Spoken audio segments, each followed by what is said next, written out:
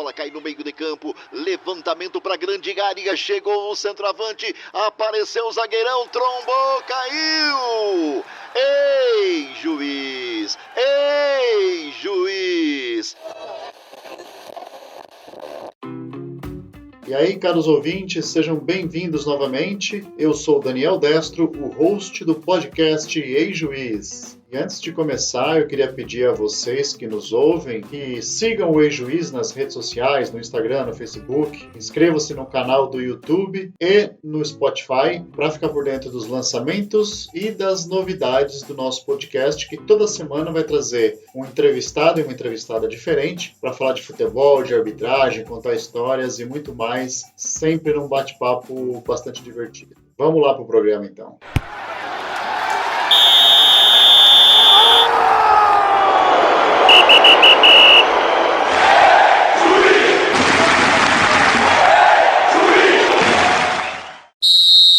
E aí, caros ouvintes, a gente aqui novamente, e hoje para bater um papo especial com esse árbitro que está em atividade. Ele é lá do estado do Rio de Janeiro, mais precisamente da cidade de Itaboraí, Marcelo de Lima Henrique. Seja muito bem-vindo, Marcelo. Fala, Destro. Tudo bom, meu amigo? Satisfação toda minha, muito obrigado pelo convite. Vamos bater um papo aí, estou à disposição. Eu fico realmente muito feliz de você ter aceitado esse meu convite para a gente bater um papo. E apesar da gente estar em estados diferentes, né, você no Rio de Janeiro e eu aqui em São Paulo, eu acompanho sua carreira aí quando você atua pelo Rio de Janeiro e principalmente por jogos no Nacional, no Brasileirão. E você, especialmente pela sua grande experiência, tem se qualificado aí como um dos principais nomes da arbitragem no cenário nacional atualmente. E você tem um grande diferencial com relação aos demais árbitros em atividade na elite hoje, que é a questão da idade, né? Você tem se aproximado aí dos 50 anos de idade, ou seja, ultrapassou a barreira de 45 anos, que foi uma mudança recente da FIFA, acompanhada pela CBF, com relação à idade limite de 45 anos para os árbitros, que seria a aposentadoria, o fim da carreira da arbitragem. No entanto, você tem mostrado aí uma arbitragem de alto nível, de alto desempenho e que tem aí te consolidado como um dos principais nomes da arbitragem nacional. Como é para você estar com essa idade e estar numa fase de alto nível? Eu digo sempre que eu sou um privilegiado por estar com quase 49 anos, faço agora em agosto 49 anos, podendo atuar no futebol brasileiro, futebol multicampeão do mundo aí, para mim, um dos campeonatos mais difíceis do mundo. E eu me sinto privilegiado, sabendo que, obviamente, não tenho a mesma velocidade ou o mesmo vigor, vamos dizer assim, físico dos mais jovens, mas a gente vai compensando com outras ferramentas, com outras valências, como você mesmo falou aí com a experiência, porém se dedicando ao máximo na parte física. O meu maior vontade hoje é estar bem fisicamente, porque o futebol exige excelência. E sabendo dos conceitos que tem mudado bastante na regra aí, das mudanças de regra, e trabalhando a parte física, dá pra gente levar mais um pouquinho a carreira aí. Aí vamos ver até quando as pernas vão aguentar para poder estar dentro de campo. Eu acho que a experiência ajuda muito em você correr certo, correr menos um pouco no jogo, obviamente sem negligenciar nada. Às vezes o mais jovem, ele corre,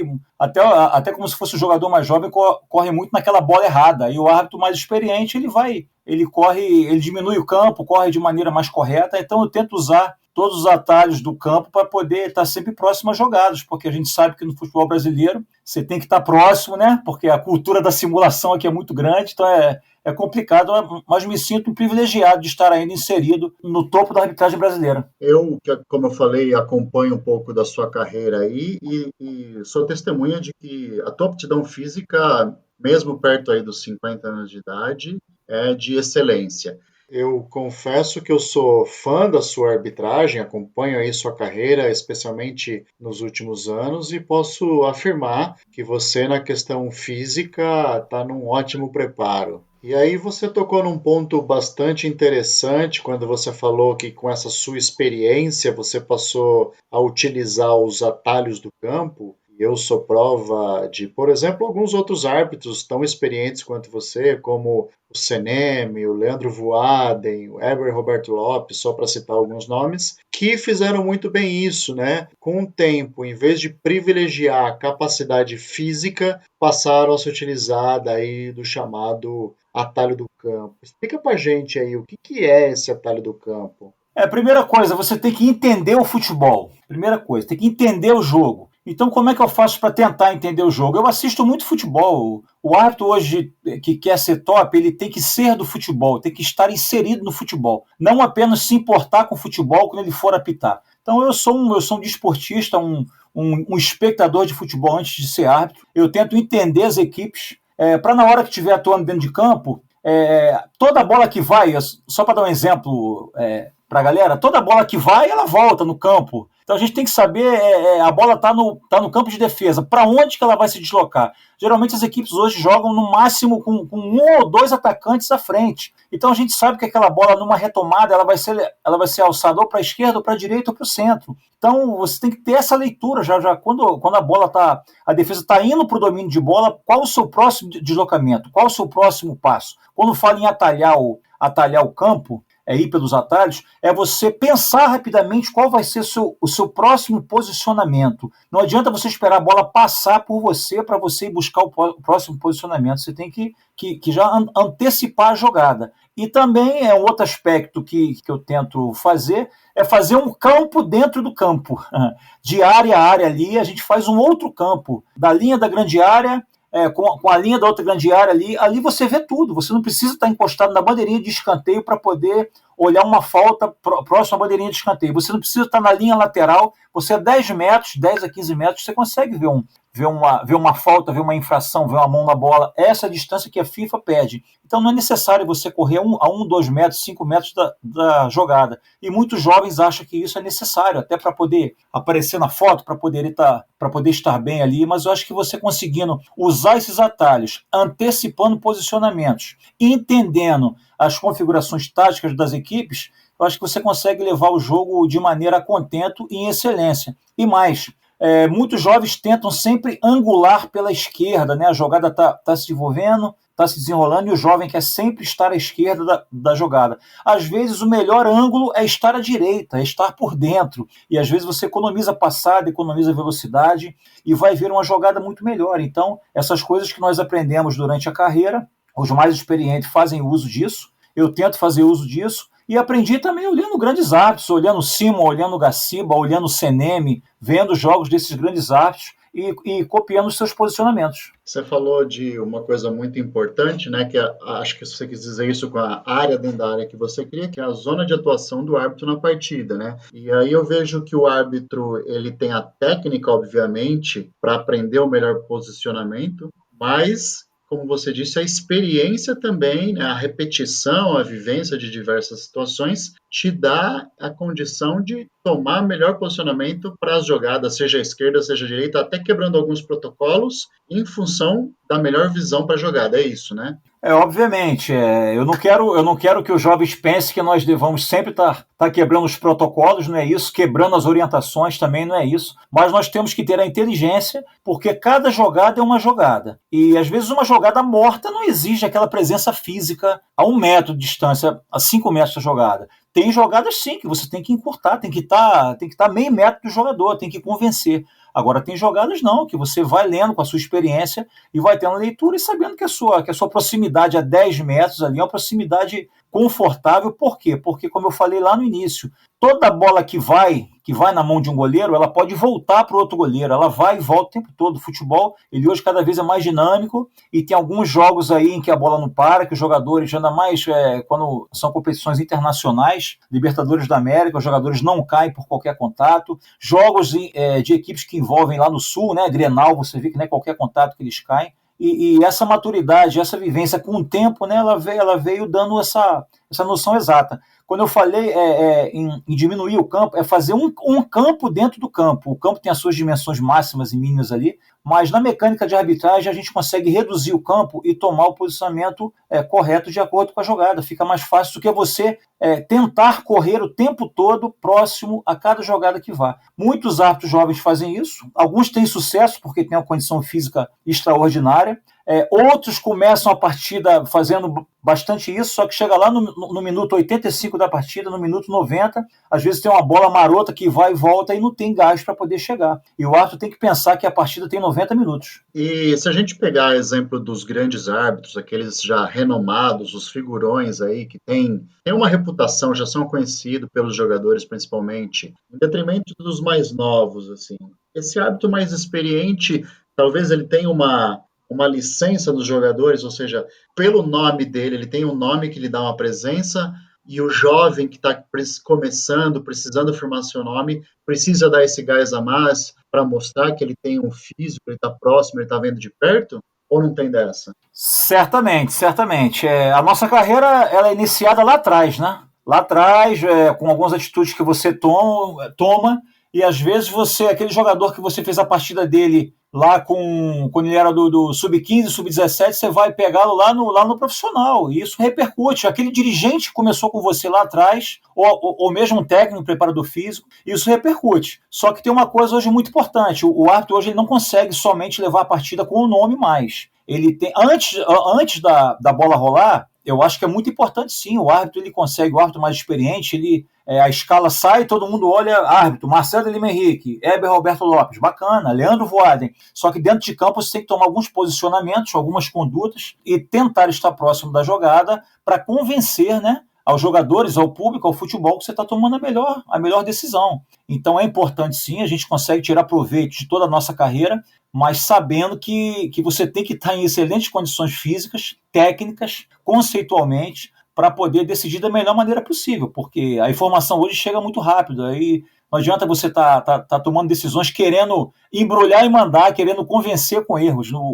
Isso vai até certo ponto da partida, mas vai chegar uma hora, ou vai chegar uma época da sua carreira que não vai mais convencer, pelo contrário, você vai cair em descrédito. Muito bem, é isso aí mesmo. E antes da gente continuar com o papo aí de futebol e arbitragem, sua carreira, na verdade você é fuzileiro naval, né? Ou seja, um militar das Forças Armadas, e você começou no esporte como goleiro lá no começo, né? Não como árbitro. Conta um pouco aí dessa sua história antes da arbitragem. Na realidade, eu sou fuzileiro naval sim, mas já estou na reserva, tirei 30 anos nos fuzileiros navais, trabalhei muito tempo. Trabalhei com explosivos, fui instrutor dos fuzileiros lá. Em 2018 eu me retirei, depois de 30 anos de marinha. Então, a minha história com o futebol começou muito cedo, porque eu comecei a jogar futebol com 11 anos de idade, mas o meu pai também foi árbitro, e eu lembro que a primeira partida que eu fui com meu pai, ele conta, aliás, eu tinha 5 anos de idade, ele foi arbitrar, eu fui com ele. Com 8 anos de idade, eu lembro muito bem, cheguei a sair de Camburão com meu pai aqui em Araruama, ele foi apitar uma final de segunda divisão, houve um problema lá e me levou e saímos de Camburão todos juntos. Então eu venho do futebol muito cedo, e com 11 anos eu fui jogar no América, fui ser goleiro do América aqui na base, no Sub-11, depois fui para o Bangu, Operário de Mato Grosso do Sul, voltei para o Bangu, joguei no Bangu até 18 anos de idade, até fazer prova para fuzileiro, e logo que eu entrei nos fuzileiros eu fui levado para a seleção da Marinha, fui ser goleiro da Marinha, depois fui ser goleiro da seleção das Forças Armadas, chegando a jogar até o Mundial Militar na Alemanha, né? Foi bacana, inclusive o árbitro desse Mundial Militar foi o Márcio Rezende de Freitas, ex-FIFA.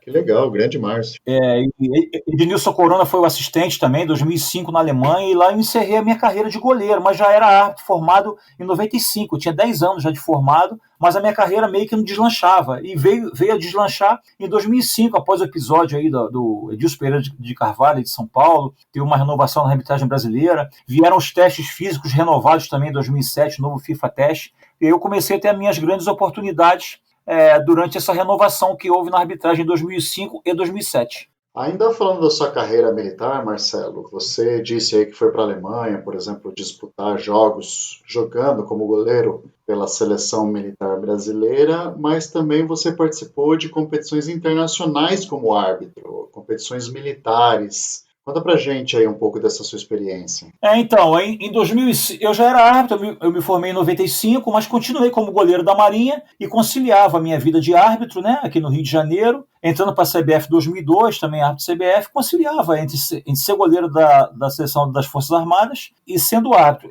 Só que em 2005 eu encerrei a minha carreira de goleiro, e aí, 2006, 2008, eu fui à FIFA. E quando eu fui à FIFA, começaram a ter mais jogos mundiais militares. E aí eu fui árbitro, até brinco com meu amigo Carlos Eugênio Simon, que eu apitei mais mundiais que ele, porque eu apitei 4 mundiais militares masculinos e fiz 2 mundiais militares femininos também. Fiz 4 ou 5 Copa América masculina e feminina. E cheguei a apitar uma final de mundial militar, Argélia e Egito, quando foi aqui no Brasil. Então eu fiz cerca de 10 a 12 competições militares, entre mundiais masculino, feminino, Copa América. Eu arbitrei e foi muito interessante porque eu encontrei ex-companheiros meus que eu tinha agarrado contra, como goleiro da seleção da Itália. Nós jogamos juntos lá em 2005 e eu arbitrei aqui no Brasil em 2011. Esse mesmo goleiro da Itália, ainda era o goleiro da Itália, eu arbitrei jogos deles aqui.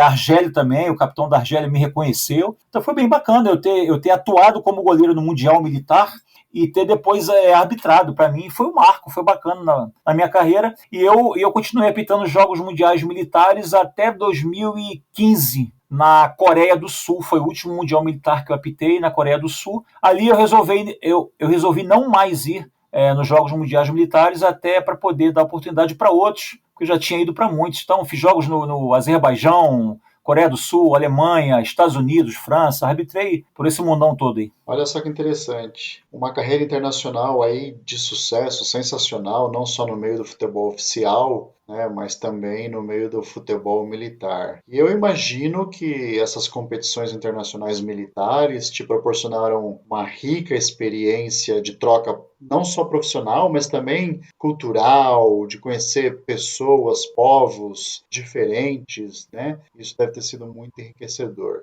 E diferente dos processos, vamos dizer assim, seletivos dos árbitros para apitar as competições internacionais, seja da FIFA ou da Conmebol, por exemplo, a escolha dos árbitros selecionados para irem nessas competições internacionais militares deve ser um pouco diferente, né? Como é que é isso?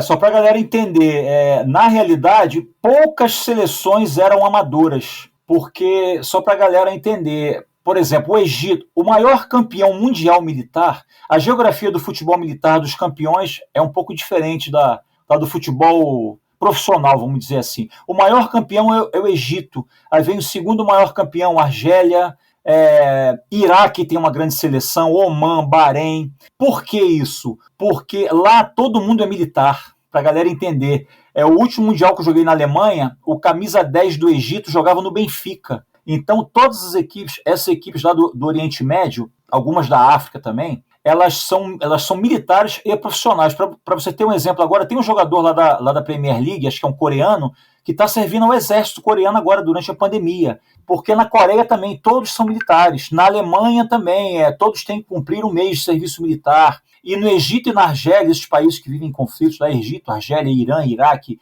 Arábia Saudita, Omã, todos os jogadores profissionais também são militares. Então, eram grandes seleções. Nós, Brasil, aqui, éramos só militares realmente.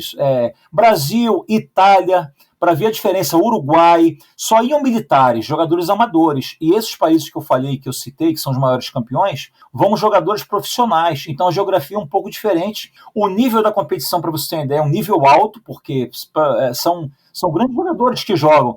E para arbitrar eram jogos difíceis, principalmente quando tinham... eu lembro até hoje, eu fiz um jogo Camarões e Egito, uma grande partida. Argélia e Coreia do Sul, uma grande partida, porque são profissionais que jogam. Então a geografia é totalmente diferente. O mundo até desconhecido para muitos aí, mas que me deu muita bagagem para poder fazer um paralelo com a minha carreira de árbitro internacional no futebol profissional. Olha só que interessante. Você sabe que eu não tinha a menor ideia dessa geografia que você falou, dos campeões mundiais militares, nem de como funcionavam essas competições. Parabéns, aí é algo bastante inusitado. E voltando a falar um pouco aí da sua carreira internacional, Marcelo, em 2008 você se tornou um árbitro FIFA, posição que você ficou por 7 anos aí na sua carreira. E aí eu queria te perguntar, que experiências, que participações relevantes você considera que teve aí nessa sua carreira como árbitro da elite mundial? Eu entrei na FIFA 2008, saí em 2014, acho que são 7 anos. Tive muitas alegrias, muitos jogos bacanas. O primeiro eu nunca vou me esquecer, primeiro grande jogo, né? Foi Estudiantes e Bolívar, um jogo de Libertadores. Na Argentina, Verón, capitão do time lá, Verón, né? Labrurita Verón, capitão do Estudiantes, muito bacana, passagem bacana. Esse deveria dar um trabalho para o árbitro, hein? Dava um trabalho sim, inclusive levou cartão no jogo, mas é um grande jogador, dá um trabalho até não te conhecer, quando você começa a dialogar. Alguns jogadores te testam, né? E ele, como um grande jogador, tentou dar trabalho, mas depois se rendeu à nossa autoridade. Foi muito, muito bacana fazer jogo dele. Eu tive partidas marcantes que marcaram para mim muito, que foi um amistoso pré-Copa do Mundo aqui, Itália e Haiti. Eu fiz um Fluminense e Itália muito bacana também, fiz um Paraguai e Panamá um amistoso. Depois eu fiz pela eliminatória de Copa do Mundo, o que me marcou bastante foi um Peru e Equador. Essa partida foi muito importante naquele estádio que teve agora a final da Libertadores entre Flamengo e River Plate. Aquele estádio é maravilhoso, o Estádio Nacional de Lima, lá, um estádio com acústica maravilhosa. Foi uma partida que me marcou bastante. Depois eu fiz antes eu tinha feito um Santos e Corinthians, semifinal de Libertadores da América, né? No ano que o Corinthians foi campeão mundial. 2012, né? Na Vila Belmiro, 1-0 Corinthians, gol do Emerson Sheik. Foi uma partida que me marcou bastante, né? Um carioca arbitrando uma semifinal de Libertadores entre dois clubes paulistas. Isso me marcou bastante. O quadro da FIFA já era composto por grandes nomes aí, eu fui escolhido, fiquei muito feliz. Eu assisti essa partida e posso falar que você deu essa partida, a segunda partida, pronta para o Voaden, porque você teve grande competência no primeiro jogo. Eu acho que eu fui escalado para essa partida na Vila Belmiro pelas minhas características de uma arbitragem mais incisiva, mais disciplinadora, porque era um jogo na Vila Belmiro, né?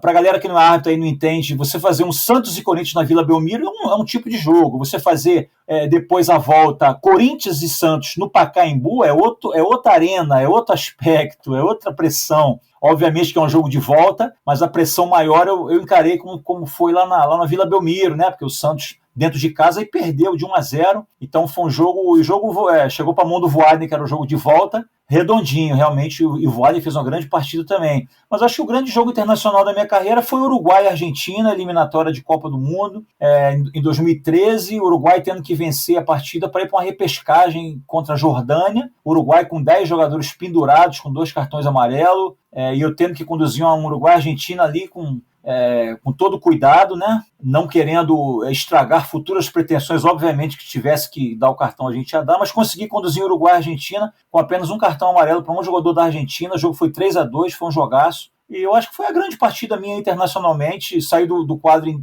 FIFA em 2014, mas saí muito, muito realizado, muito feliz por tudo que eu vivi no quadro internacional. O mais importante é ter entrado pela porta da frente com a confiança dos chefes e ter saído pela porta da frente também com a confiança dos chefes. Trabalhei com muitos diretores, Armando Marques, Alarcon, Salvo Espínola, que foi o diretor que me deu as grandes oportunidades na Conmebol, e cheguei e saí depois com o CNM. Foi o ano que eu saí, era o CNM. Não pude dar uma sequência no segundo ano, acho que seria bem bacana para mim, mas a Comissão Nacional decidiu fazer uma renovação, então saí muito tranquilo, ciente do dever cumprido. Realmente grandes partidas aí no seu currículo, e apitar um Uruguai-Argentina não é para qualquer um não, hein? De fato e sem dúvida uma brilhante carreira internacional, mas você também tem uma reputação, né, e uma experiência muito grande aqui no Brasil e também atuando pelos estaduais, né? Você como árbitro do Rio de Janeiro e que também atuou por 2 temporadas pelo estado de Pernambuco, né, tem aí no currículo uma dezena ou mais de finais estaduais aí. Tem alguma ou algumas assim que você em especial quer compartilhar com a gente? Eu fiz bastante finais aqui no Rio de Janeiro, não me recordo quantas, tentei contar um dia e perdi as contas. Isso eu não estou falando, não é soberba, não, é porque eu não guardo, eu não anoto, e alguns amigos tentam me lembrar aí, mas eu não lembro de todas. Mas eu fiz entre 10 e 12 finais aqui no Rio de Janeiro. A que me marcou bastante foi a primeira, Flamengo e Madureira, 2007, em que eu fui assaltado indo para a partida. Eu sofri, eu e minha família, um mini sequestro, um sequestro relâmpago aqui na Caramba. minha cidade. Fiquei quase uma hora em poder dos meliantes, roubaram tudo que a gente tinha, só deixaram minha bolsa de arbitragem e fui apitar minha primeira final. Então foi desafiador por esse aspecto, me marcou bastante. A primeira final que eu apitei no Rio de Janeiro também, Flamengo e Botafogo, já com escudo FIFA, me marcou bastante, porque eu tive que tomar decisões ali que desagradou um lado, mas me deu muita visibilidade em termos de coragem, que eu marquei um penal numa final, que todo mundo dizia, ninguém marca esse penal, um penal de um agarrão. Isso aí me deu muitos frutos depois em relação à minha carreira, de um árbitro corajoso, um árbitro que tem atitude. Foi muito bacana esse Flamengo e Botafogo para mim. E uma final que marcou bastante também aqui, muitos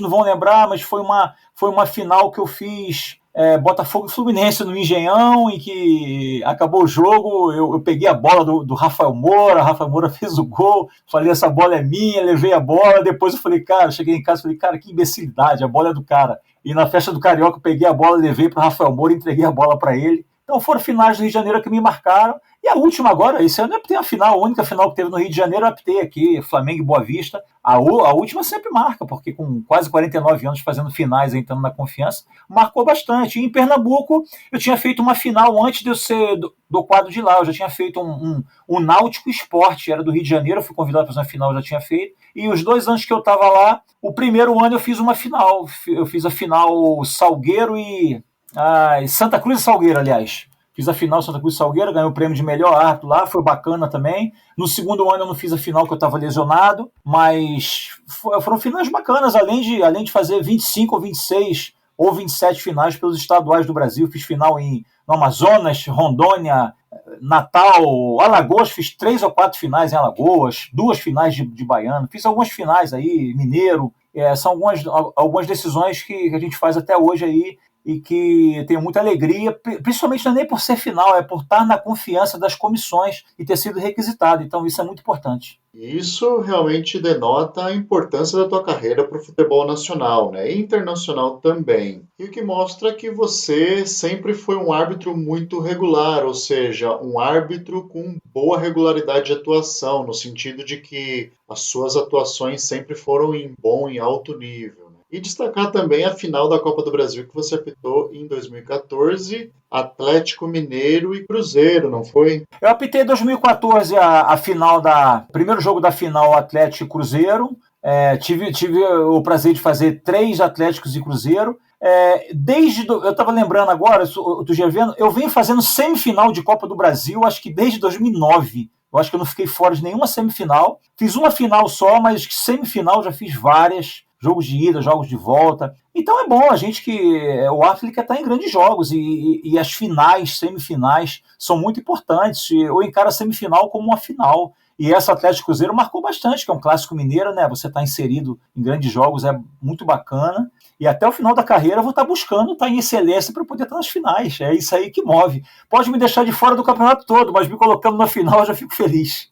Muito bem. E você sente falta do Campeonato Brasileiro também ter finais ou você gosta desse modelo de pontos corridos atual? Eu acho o ponto corrido mais justo. Eu sempre achei o ponto corrido mais justo.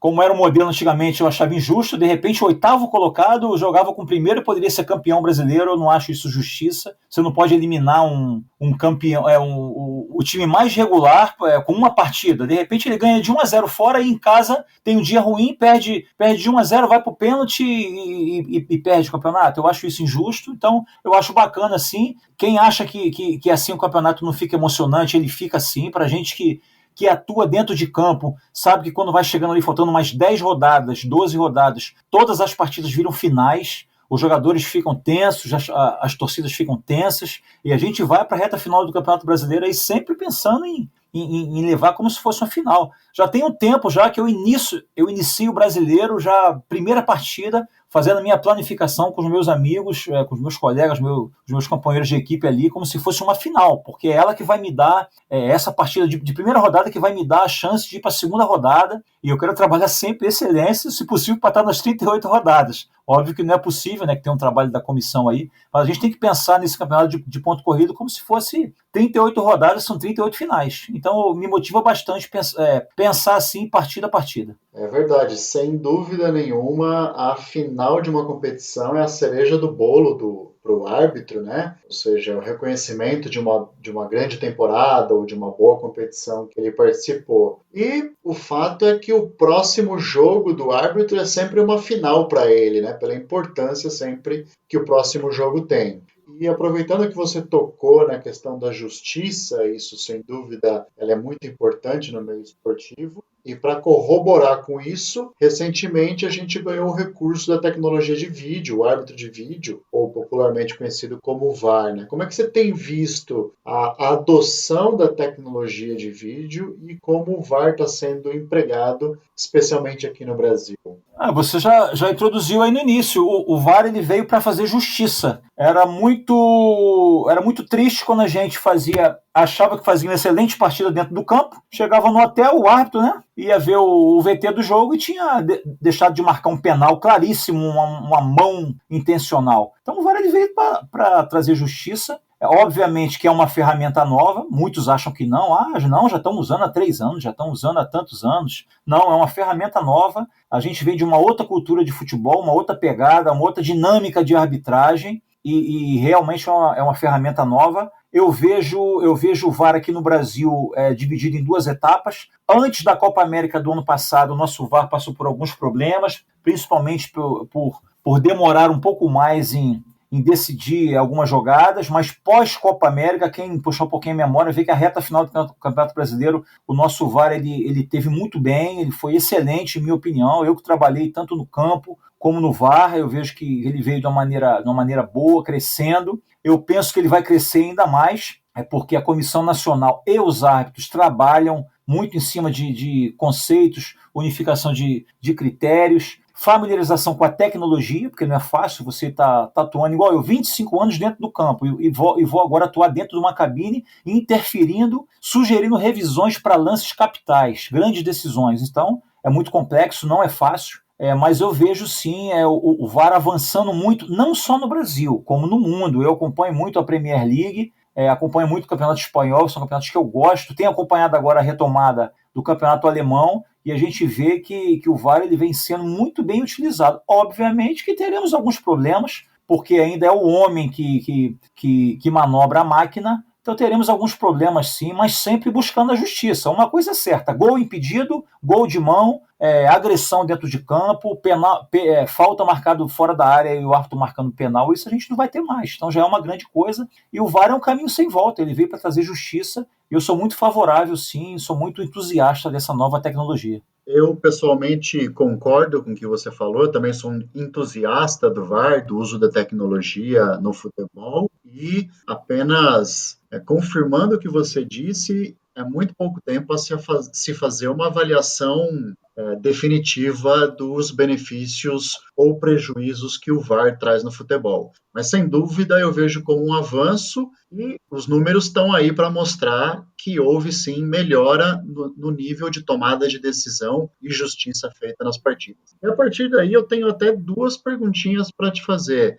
Se o VAR, a repetição de vídeo, dá a oportunidade do árbitro revisar o lance e, com maior tranquilidade, revisar a sua decisão, né, revisar a decisão que tomou ou confirmar a própria decisão, por que é que a gente vê que algumas revisões ainda acontecem erros, mesmo com o árbitro assistente de vídeo dando uma opinião para ele, para o árbitro central, e com a revisão do vídeo pelo próprio árbitro central? E a outra pergunta é: as pessoas estão preparadas para aceitar o VAR, a interferência do VAR na decisão a favor ou contra o time delas? A primeira pergunta é: para você trabalhar, apitar com o VAR, tendo VAR, né? Eu sou árbitro central, eu sei que eu tenho VAR. Primeiro, você tem que ter personalidade para poder tomar as decisões e esquecer que você tem vamos dizer, uma segunda chance, tem o vídeo. Tem que apitar como se não houvesse VAR. Então tem que ter personalidade para não usar o VAR como muleta. Primeiro ponto é esse aí. E ter personalidade também para se esvaziar, para assumir o seu erro.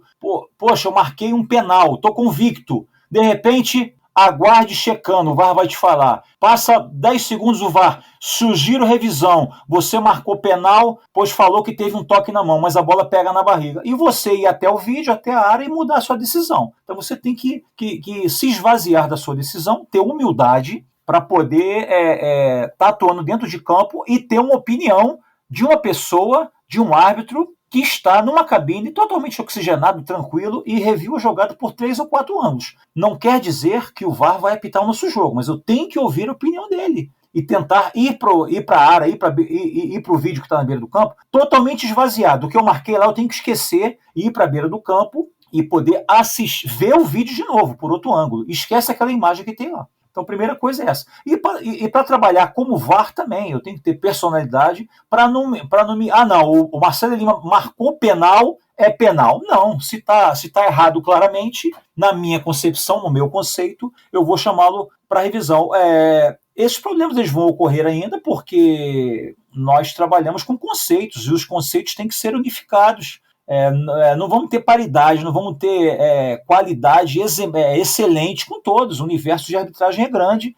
O ideal é que todos entendessem que a mão deliberada em tal jogada é mão deliberada, a entrada temerária é a entrada temerária, a entrada o dogso, oportunidade clara de gol, é uma oportunidade clara de gol, mas nós temos que trabalhar esses conceitos cada vez mais assistindo vídeos em sala de aula, para que a arbitragem num todo suba de nível, para que quando chegar lá no produto final, que é uma partida com VAR, todos estejam com os conceitos afiados e todos ali estejam em excelente nível, porque senão teremos problemas de conceitos. O árbitro ele sabe mais do que o VAR, aí vamos ter problema de conceito e vai demorar a decisão lá no campo de jogo. Então a gente tem que trabalhar, por isso que a arbitragem, o trabalho não pode parar. A regra tem mudado aí, temos que trabalhar o tempo todo unificação de conceitos. Por isso que a Comissão Nacional trabalha, a pandemia está aí, estamos parados, mas a Comissão Nacional está trabalhando o tempo todo para tentar unificar os conceitos, para que a arbitragem esteja toda no mesmo nível. Se não estiver no mesmo nível, que esteja no nível parelho. Então essa é a primeira coisa.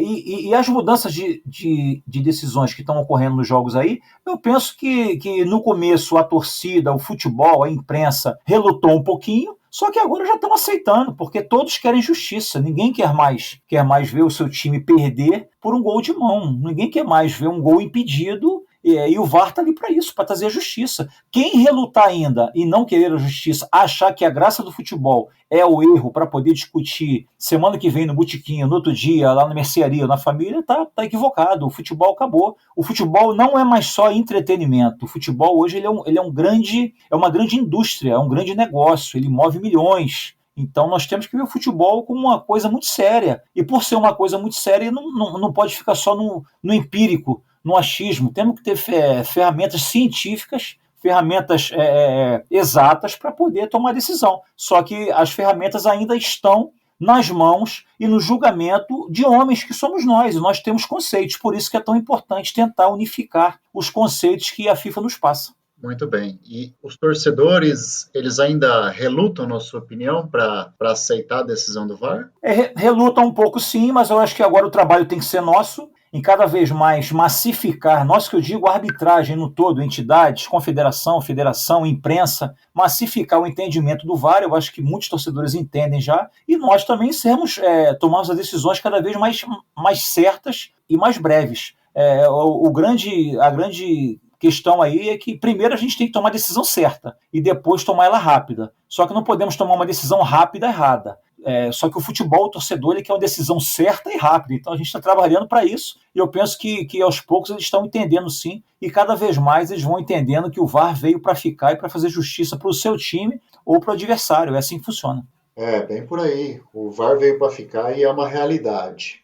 E aí, dando uma pesquisada rápida aqui, Marcelo, até vi que no ano de 2012 você foi condecorado como o melhor árbitro do estadual carioca, né, figurando aí como um dos principais árbitros da história do Rio de Janeiro. E eu gostaria de saber de você aí, quem é que foram suas referências dentro de campo, né? Em quem você se espelhou e se inspirou para ser o árbitro que você é hoje? Eu sou um árbitro muito antigo. Eu falo que eu não sou árbitro há 25 anos. Eu acho que eu sou árbitro há 40 anos, porque, como eu falei, eu comecei a acompanhar meu pai muito cedo. O meu pai foi minha grande inspiração de coragem. José Henrique Neto era um árbitro muito corajoso, e isso eu via desde o comecinho lá, e isso foi moldando a minha personalidade. A coragem do meu pai, só que sempre entrando nos estádios com educação, com tranquilidade, fazendo amizades. Era um árbitro que tinha todo mundo respeitava, mas sempre fez amizade. Só que durante a minha carreira eu fui vendo grandes árbitros atuarem e fui fã de muitos deles. Eu fui fã do Reit, muito fã do Reit, do Arnaldo César Coelho pela elegância. Eu vi um pouquinho do Romualdo apitar, os mais antigos vão lembrar a elegância do Romualdo, a coragem, o acerto técnico do Romualdo. Então eu gostei muito do Romualdo. Partindo para os dias atuais, eu vi muito o Seneme apitar, e o Seneme foi meu companheiro. O Seneme é um ano mais velho que eu, mas eu trabalhei muito com o Seneme. O Seneme começou a atuar no campeonato bem antes do que eu, no Brasileiro. Eu via muito o Seneme apitar.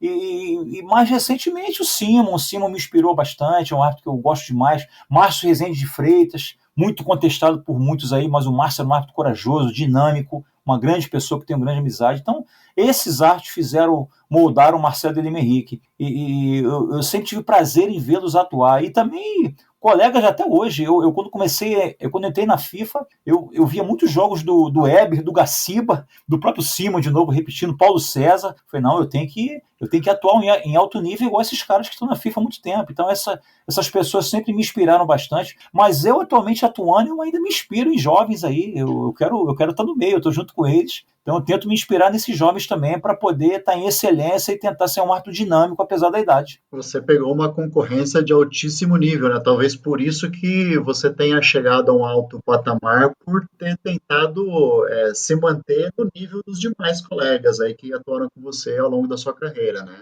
Quando eu entrei na FIFA, o quadro da FIFA, para você ter uma ideia, era Simon e Gaciba no Sul. Aí vinha em São Paulo, Seneme, PC e Sálvio. Heber Roberto Lopes, Evandro Roman entrou comigo. Alício Pena Júnior, Beltrame Tardelli. Esse era o quadro da FIFA.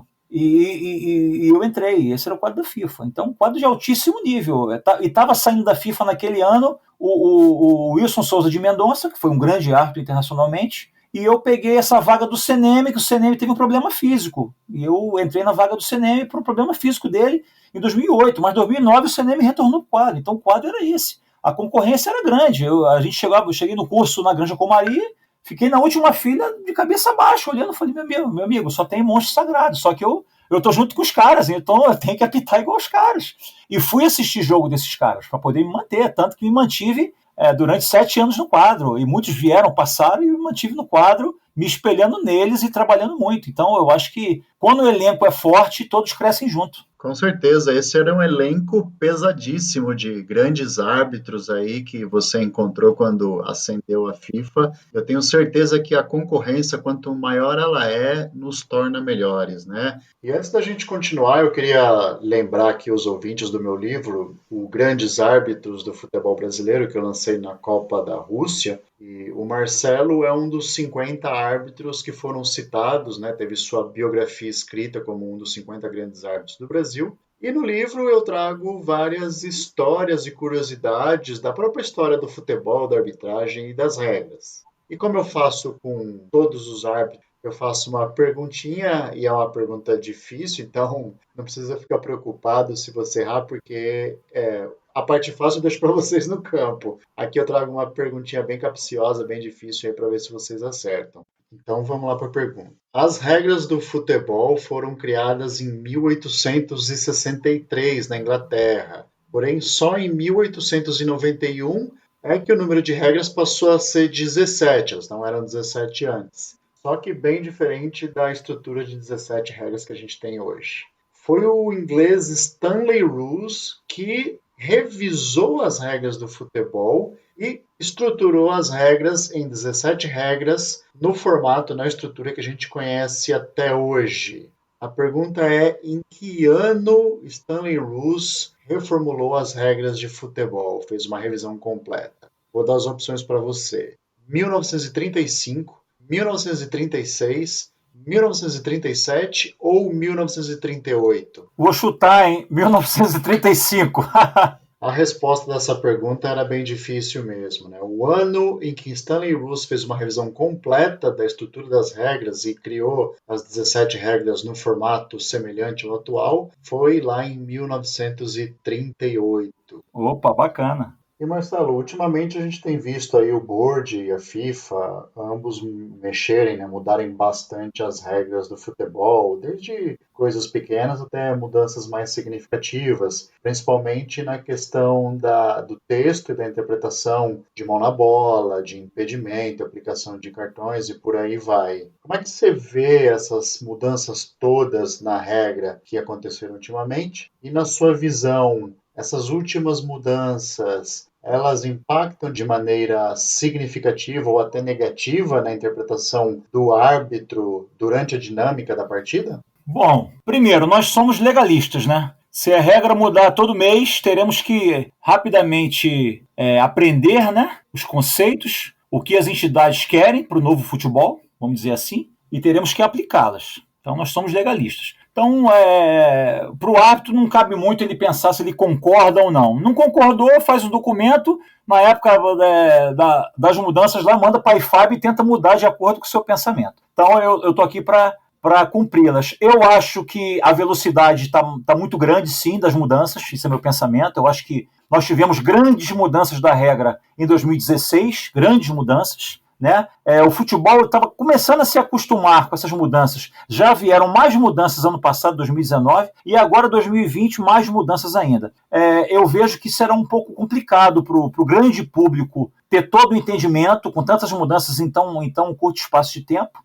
Os jogadores não entendem, tem coisas que ocorreram de mudanças lá atrás, em 2016, que nós estamos ensinando até hoje, como, por exemplo, um membro de comissão técnica pode ocasionar um tiro livre direto, um tiro penal. Muitos não sabem que jogam futebol profissional. É aquele tipo de mudança de regra que quando você aplica no campo de jogo, para explicar não dá nem tempo, né? Isso. Então as mudanças não foram massificadas nem as de 2016 e já estamos com várias mudanças aí agora em 2020. Eu penso que a IFAB ela quer fazer com que as coisas fiquem mais claras e está numa tentativa aí. Eu acho que uma hora isso vai parar, a gente vai conseguir massificar essas regras, porque lá quando eu comecei, eu aprendi que o futebol, lá atrás, quando eu comecei em 1995, eu aprendi que as regras eram universais, o entendimento e o futebol que se pratica no Suriname tinha que ser o mesmo que se pratica no Brasil, que se pratica em Nova Iguaçu, que se pratica na Coreia. A regra tem que ter o mesmo entendimento, tem que ser facilitado, mas eu entendo a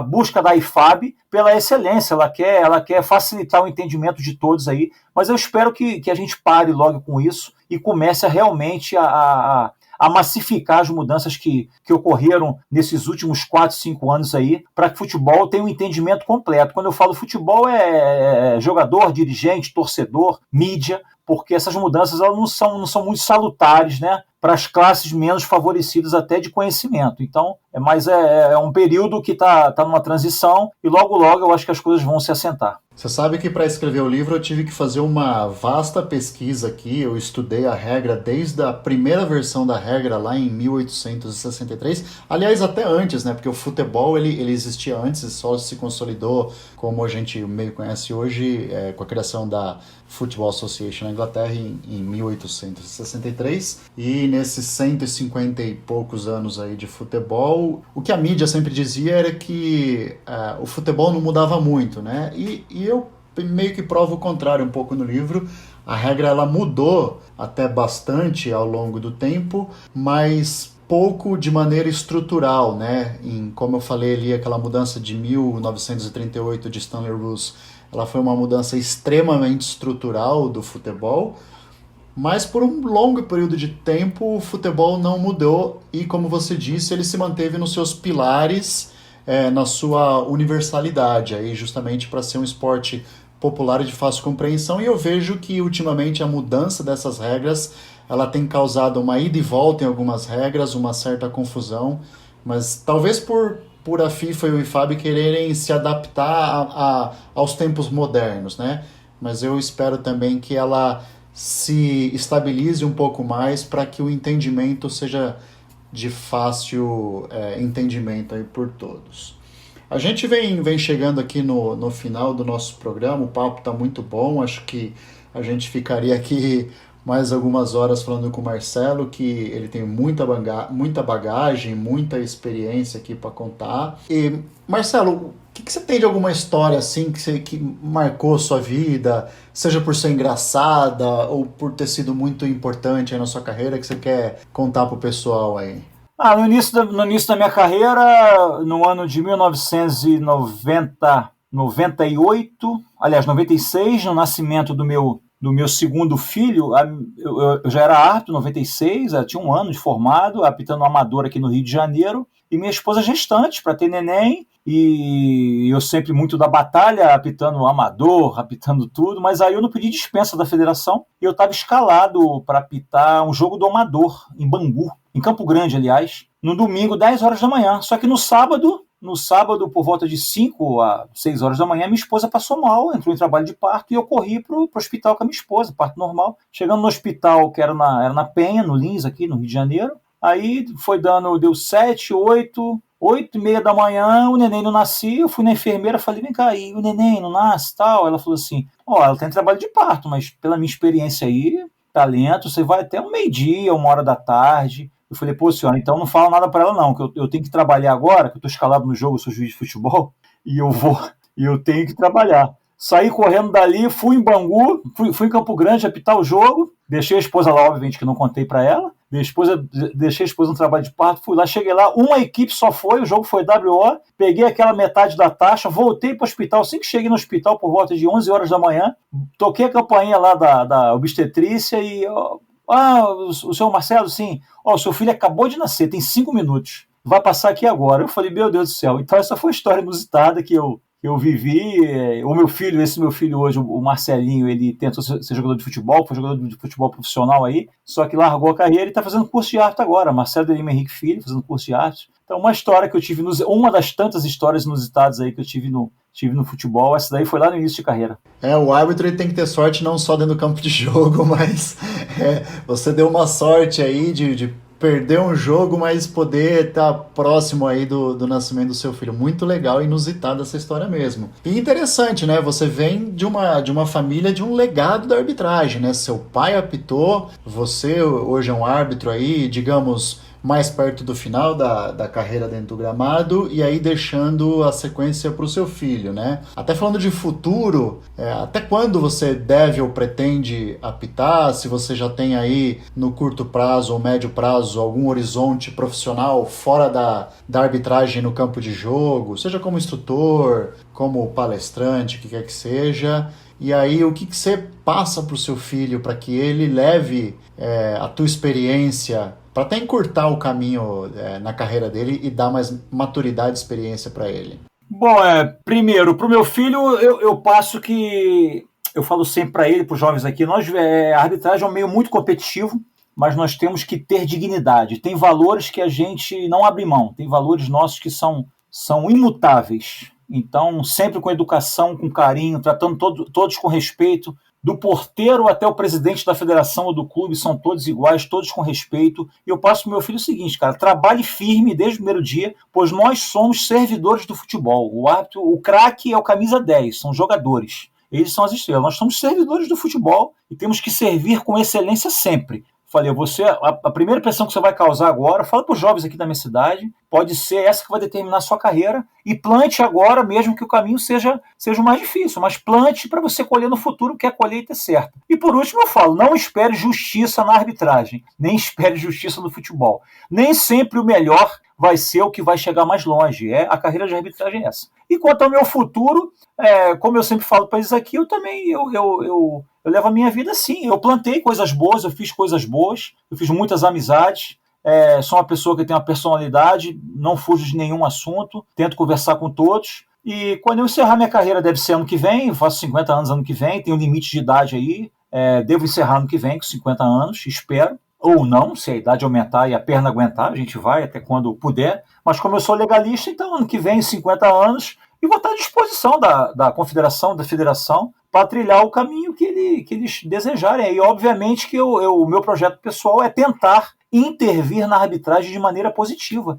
Poder atuar para poder formar arte, poder intervir no processo, para que nós tenhamos grandes árbitros no Brasil. Se for do desejo dos gestores, estarei à disposição. Se não for na confederação, se não for na federação, vai ser em Itaboraí, na minha cidade, ou vai ser com um jovem que queira me ouvir, e se eu conseguir intervir para ele ser excelente, para mim vai bastar. Então eu estou à disposição do futebol, à disposição da arbitragem a partir do ano que vem, e eu sei que eu plantei coisas boas e coisas boas virão. Muito legal, eu espero que a CBF, a exemplo da FA, da Inglaterra, estenda a idade dos árbitros aí, porque lá a gente vê grandes árbitros apitando lá com 51, 53 anos de idade, e a idade não é demérito não, pelo contrário, ela é experiência, e a exemplo do Marcelo, o árbitro ele pode ter uma excelente condição física para chegar e se manter em alto nível após os 50 anos. Marcelo, muito obrigado pelo papo, gostei muito, como eu falei, dava para ficar aqui um tempão, mas o tempo nosso aqui é limitado, e quem sabe a gente volta numa segunda oportunidade para contar mais histórias aí e dar o seu recado. Abraço, tchau, com Deus. Então, um grande abraço para você, muito obrigado aos ouvintes, siga a gente nas redes sociais e dê seu like lá nos nossos canais de podcast. Um abraço, tchau!